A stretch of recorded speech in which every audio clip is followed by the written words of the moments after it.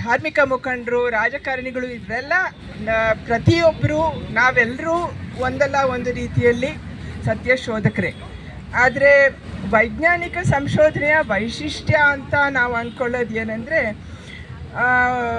ಸತ್ಯದ ಶೋಧನೆ ಮಾಡ್ತಾ ಮಾಡ್ತಾ ಪುರಾವೆ ಇದ್ದಷ್ಟೇ ನಂಬು. ಅದರಿಂದಾಗಿ ಹೊಸ ಪುರಾವೆ ಬಂದು ನಮ್ಮ ಹಿಂದಿನ ನಂಬಿಕೆಗಳಿಗೆ ಅದು ವಿರುದ್ಧವಾಗಿದ್ದರೆ ಅವನ್ನು ಕೈ ಬಿಟ್ಟು ಹೊಸ ನಂಬಿಕೆಗಳನ್ನು ತಬ್ಕೊಳ್ಳೋದು ಅಂತ ಕೆಚ್ಚು ಇರುವಂಥದ್ದು. ಹಾಗಾದರೆ ಈ ಪುರಾವೆ ಇದ್ದಷ್ಟೇ ನಂಬು ಅಂತ ಇರೋದು ಬರೇ ವಿಜ್ಞಾನಿಗಳಲ್ಲ, ಖಂಡಿತ ಅಲ್ಲ. ಪ್ರತಿಯೊಂದು ವಿಷಯದಲ್ಲಿ ಯಾಕೆ ಅಂತ ಕೇಳ್ತಾ ಸತ್ಯವನ್ನು ಶೋಧಿಸ್ತಾ ಹಳೇ ನಂಬಿಕೆಗಳನ್ನು ಬಿಟ್ಬಿಡುವ ಕೆಚ್ಚಿರುವಂಥದ್ದನ್ನು ನಾವು ಮಕ್ಕಳಲ್ಲಿ ಕೂಡ ನೋಡ್ತೀವಿ. ಅದು ಮನುಷ್ಯರಿಗಿರುವಂತಹ ಒಂದು ಸಹಜ ಸ್ವಭಾವ, ಪ್ರಾಚೀನ ಕಾಲದಿಂದಲೂ ಬಂದಿದೆ. ಅದರಿಂದಾಗಿಯೇ ನಾವು ಎಷ್ಟೊಂದು ಪ್ರಾಚೀನ ಮುಂದುವರಿಕೆಗಳನ್ನು ನೋಡಿದ್ದೇವೆ. ಅದು ಕಟ್ಟಡ ಕಟ್ಟುವುದಲ್ಲಾಗಲಿ, ಅಥವಾ ಶುಶ್ರೂಷೆಯಲ್ಲಿ ಆಗಲಿ, ಅಥವಾ ಬೇಸಾಯದಲ್ಲಿ ಆಗಲಿ, ಪದಾರ್ಥ ವಿಜ್ಞಾನದಲ್ಲಿ ಆಗಲಿ, ಇವೆಲ್ಲ ನಾವು ನೋಡಿದ್ದೇವೆ. ಆಧುನಿಕ ಒಂದು ಸೈದ್ಧಾಂತಿಕ ತಿಳುವಳಿಕೆ ಆವಾಗ ಇದ್ದಿಲ್ಲದೆ ಇರ್ಬೋದು, ಆದರೆ ಸಣ್ಣ ಪುಟ್ಟ ಹಸ್ತಕ್ಷೇಪಗಳನ್ನು ಮಾಡ್ತಾ ಮಾಡ್ತಾ ಪುರಾವೆ ಪ್ರಕಾರ ಮುಂದೆ ಹೋಗೋದು, ಸ್ವೀಕರಿಸೋದು ಅಥವಾ ತಿರಸ್ಕರಿಸೋದು, ಇದು ಹಳೇ ಸಂಪ್ರದಾಯ. ಅಲ್ಲದೆ ಕರ್ನಾಟಕದ ಇತಿಹಾಸವನ್ನೇ ನೋಡಿ, ನಮ್ಮ ವಚನಕಾರ ಸಂಪ್ರದಾಯನ ನೋಡಿದರೆ ಅವರು ಕೂಡ ಚಿಂತಕರಾಗಿ, ಸತ್ಯಶೋಧಕರಾಗಿ ಎಷ್ಟೊಂದು ಜನ ಮೂಡಿ ಬಂದಿದ್ದರು. ಅವರಲ್ಲಿ ಒಂದು ಪ್ರಕೃತಿಯ ಆಗುಹೋಗುಗಳನ್ನು ಅವರು ಕೇಂದ್ರೀಕೃತವಾಗಿಸಿರಲಿಲ್ಲ.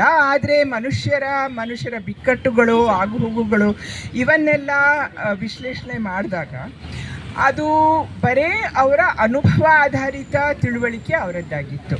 ಯಾವುದೇ ಒಂದು ಪುಸ್ತಕದಲ್ಲಿ ಬರೆದಿದ್ದನ್ನು ಅಥವಾ ಯಾವುದೇ ಒಬ್ಬರು ಧಾರ್ಮಿಕ ಮುಖಂಡರು ಹೇಳಿದ್ದನ್ನು ಅವರು ವೇದವಾಕ್ಯವಾಗಿಸುವುದು ಅವರ ತತ್ವವಾಗಿರಲಿಲ್ಲ.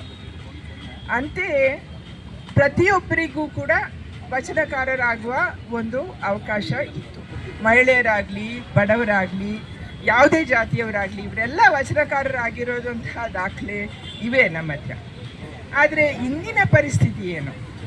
ವೈಜ್ಞಾನಿಕ ಸಂಶೋಧನೆ ಸಂಸ್ಥೆಗಳ ಒಳಗಿನ ಪರಿಸ್ಥಿತಿ ಏನು? ಎಲ್ರಿಗೂ ಅವಕಾಶಗಳು ದೊರಕುವುದಿಲ್ಲ.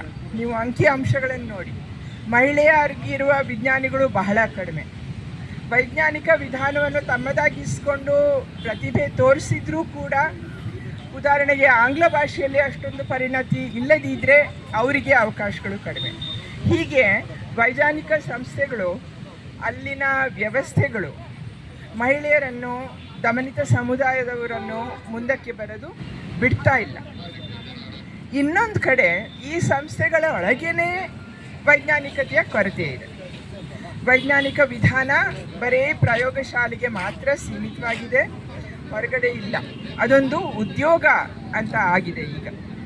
ಆ ಉದ್ಯೋಗದ ತಕ್ಕಂತೆ ವೈಜ್ಞಾನಿಕ ಪ್ರಕ್ರಿಯೆ ನಡೀಬೋದು, ಆದರೆ ವಿಜ್ಞಾನಿಗಳು ಆ ವೈಜ್ಞಾನಿಕತೆಯನ್ನು ಹೆಚ್ಚಾಗಿ ಬಹುತೇಕ ತಮ್ಮದಾಗಿಸಿಲ್ಲ.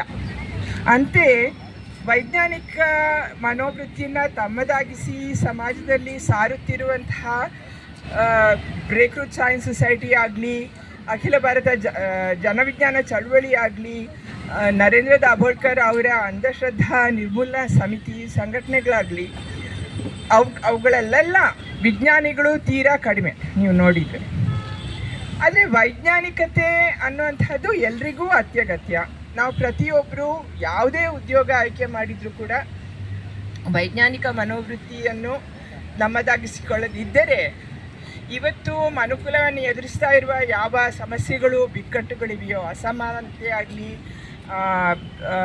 ಸಾರ್ವಜನಿಕ ಆರೋಗ್ಯ ಬಿಕ್ಕಟ್ಟುಗಳಾಗಲಿ, ಅಥವಾ ಪರಿಸರದ ಬಿಕ್ಕಟ್ಟುಗಳಾಗಲಿ, ಯಾವನ್ನೂ ಕೂಡ ಎದುರಿಸಲು ಸಾಧ್ಯವಾಗುವುದಿಲ್ಲ.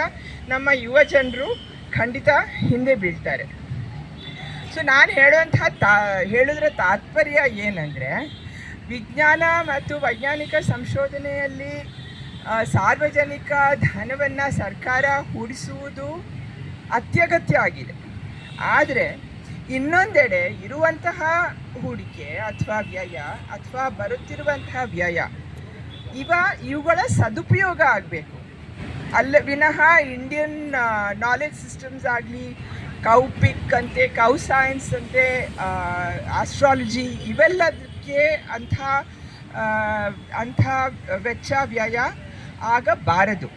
ಆದರೆ ವೈಜ್ಞಾನಿಕ ಸಂಸ್ಥೆಗಳ ಒಳಗೆ ಈ ಪ್ರವೃತ್ತಿಗಳನ್ನು ವಿಜ್ಞಾನಿಗಳು ಪ್ರತಿರೋಧಿಸ್ತಾ ಇಲ್ಲ. ಅವನ್ನು ಪ್ರತಿರೋಧಿಸಿ ನಮ್ಮ ದೇಶದ ಶೈಕ್ಷಣಿಕ ಹಾಗೂ ವೈಜ್ಞಾನಿಕ ಸಂಸ್ಥೆಗಳನ್ನು ಈ ಪ್ರವೃತ್ತಿಗಳಿಂದ ಬಿಡುಗಡೆ ಮಾಡೋದು ಇಂತಹ ಸಂಘಟನೆಗಳ ಜವಾಬ್ದಾರಿಯಾಗಿಬಿಟ್ಟಿದೆ. ಇಂಥ ಸಂಘಟನೆಗಳಿಂದ ಮಾತ್ರ ಅವು ಸಾಧ್ಯ. ಆದ್ದರಿಂದ ನಮ್ಮ ಯುವಜನರು ಹಿಂದುಳಿಯದಂತೆ, ಲೈಂಗಿಕ ತಾರತಮ್ಯ, ಜಾತಿ ಭೇದ ಅವರಲ್ಲಿ ಇರದಂತೆ, ಅವರಲ್ಲಿ ವೈಜ್ಞಾನಿಕ ಮನೋವೃತ್ತಿ ಬೆಳೆಯುವಂತೆ ನಾವೇ ಎಲ್ಲ ಶ್ರಮ ಪಡಬೇಕು. ಎಲ್ರಿಗೂ ನಮಸ್ಕಾರ.